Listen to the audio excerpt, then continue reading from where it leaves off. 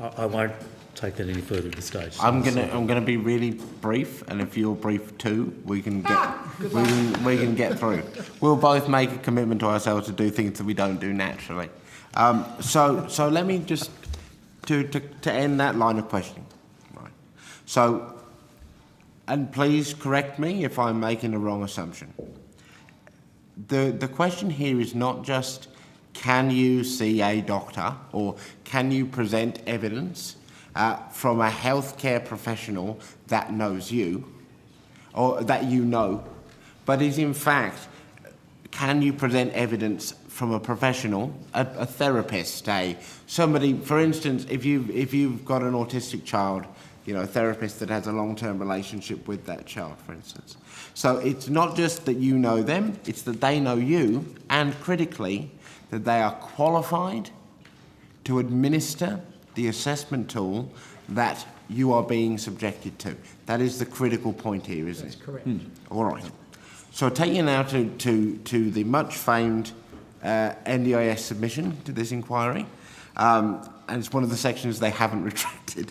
So it's under the section related to breadth of the assessment tools, there is the statement, the assessment tools used during independent assessments will be aligned with World Health Organization International Classification of Functions, Disability and Health, and the active domains, under the active domains described by the Act. Now, it's the case, isn't it, that while each of these individual tools meets that international classification, the combination of those tools in a singular assessment is the piece which you are contesting to us as a committee, is the untested part of this process. Is that correct? Correct. Okay. So when we read your statements back, when we read your transcript back, all references to untested are in fact references to untested in the context of How combination together. Yeah. How it's being proposed to be used. And that they would be additionally administered by healthcare professionals, though qualified, not relevantly qualified to the implementation of the assessment tool. So a social worker doing the Vineland, for instance. Correct. Okay. I'll take you to section 5 of the submission where they talk, and the agency has spoken frequently about this concept of these tools being disability neutral. Now, for the life of me, in my 4 years' experience with this, I've never heard of an assessment tool that is disability neutral. Do you regard any of these assessment tools as being in any way disability neutral? No. No. Is there any evidence that either of you have seen in your multiple collective decades in this space that has led you to believe that there exists anywhere in the world a disability neutral assessment tool? I've never heard of the terminology. No. So we'd say no. Okay, all right. So then can I take you back to the beginning? Because you have put before us as a committee a very critical contention, which is that there is a fundamental disconnect between the recommendations of the Productivity Commission and the recommendations of the Tune Review and what the agency has proposed. All three use the words independent assessment, but if I understand you correctly, you are suggesting that what the agency has put forward is different in substantial ways from what was suggested in those two reviews that are oft cited by the agency in support of the idea. Correct. I'd actually say that it doesn't even represent what was outlined in the Tune Review or the Productivity Commission Review. Okay. So can you give us, in the most concise way possible, what your reading of the Tune Review and the Productivity, like what are the key differences here between what Productivity Commission and Tune Review told us and what the agency has outlined? Fundamentally, the engagement and consultation process in order to bring independent assessments in is completely missing. Right. So it was the intention is basically a co-designed process of people with disability, their families, and the organisations that support them and represent them. That's completely out of sight of this process. So the co-design did not occur? No. Okay. and subsequently also, I believe the Toon Review particularly makes mention of discretionary nature, the discretionary nature. It wasn't meant to be applying to everybody. Yes. And that it was a discretionary call as to when it would be utilised. What we now have is a process that's going to apply to every single applicant, and a process that's also going to overlay and apply to every single participant over time.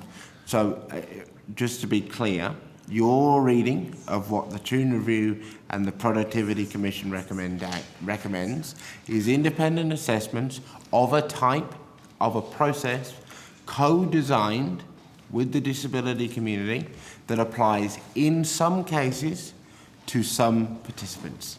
Yeah, not carte blanche. And instead what we've got is a fait accompli of a structure that's been presented to you as something for you to talk about, consult, potentially in the broadest possible term, give some feedback on, which is not co-design in any meaningful Correct. sense, for a process that will apply to all participants. Absolutely correct. So that's the fundamental distinction. The first document we received was from the agency at a meeting on this, on independent assessments only at that point. It had at the top of it, these parts are non-negotiable. Yes. So you can talk about this bit. But these things are non-negotiable. Non-negotiable. And that is not co-design, is it? Definitely not co-design. No definition of co-design would have that in it. And now it's the case, one of the things that is still not clear to me, and again I take you to, and I acknowledge you haven't got a copy of this, so you just have to trust me that I'm reading it verbatim. It says, the draft budget produced by the PB, Personal Budget Tool, is dependent on inputs from an independent assessment. So it's the case, isn't it, that if you read down the WHODAS, the Vineland tables, you can create there's a number, a score out of a certain number at the bottom of that assessment. That score was never designed to be attached to a financial outcome for the person that has been assessed, was it? Yeah. That's correct. Hasn't been done anywhere in the world. And it has not been done anywhere in the world. And so one of the questions that we should put to the agency is how are they weighting those outcomes in relation to the personal budget tool? Okay, finally, to you, Mr. McGee, you opened the session today with the story of Rosie-Ann, and you talked in detail about the positive impact that the package of funding that you've put around her has had upon her. Now, I would imagine that in putting that package together, you have had to go and talk about very specific supports that they have needed. And you've sat down with the agency, I would imagine, or her representatives have sat down with the agency on a number of times and gone, these are the specific things that they need. And that's been quite useful, I would imagine, to crafting that wraparound package of support. Correct? That's correct.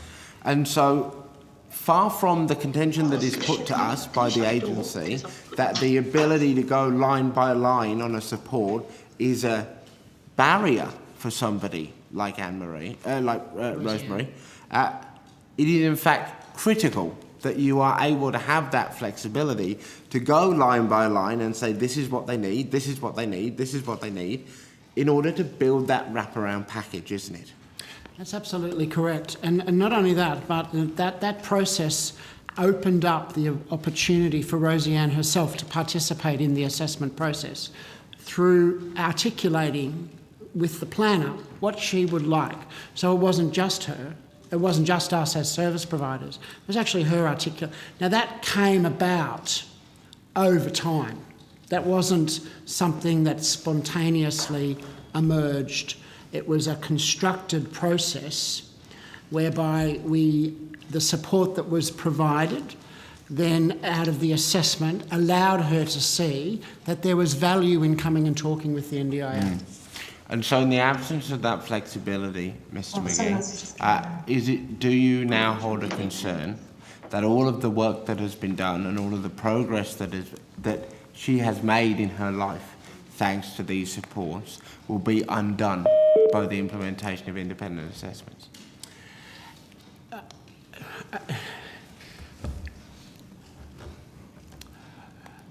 That's a very difficult question to answer categorically, to tell you the truth. It's hard to know with the complexity that Rosie-Anne presents with what will or won't. I mean, what will undo Rosie-Anne is her alcohol addiction, right? But I think that what would happen... Good morning, Chair. Can you hear me? Yes, we're just finishing the previous witnesses. What would happen with the application of an independent assessment is a limiting of what is possible, because it would determine reasonable and necessary out of a category of disability. And Rosie-Anne does not present as a category of disability. She presents as someone with very complex support needs arising out of a long-standing impairment that cannot be put into a square space that is neat and tidy. Okay, thank you.